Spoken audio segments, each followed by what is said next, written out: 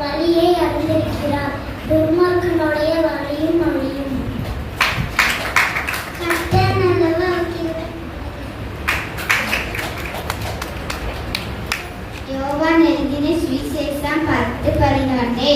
நானே நல்ல மேய்ப்பன் ஆடுகளுக்காக தன் ஜீவனை கொடுக்கிறான். மேய்ப்பனாய் இல்லாதவனும் ஆடுகள் தனக்கு சொந்தமல்லாதவனுமான ஊழியால் ஓனை வருகிறதைக் கண்டு ஆடுகளை விட்டு ஓடி போகிறான். அப்பொழுது ஓனாய் ஆடுகளை பீறி அவைகளை சிதறடிக்கும். கூலியால் கூலிக்காக வேலை செய்கிறவன் ஆகையால் ஓடி போகிறான். ஆடுகளுக்காக அவன் கவலைப்பட்டான். நானே நல்ல மேய்ப்பன்.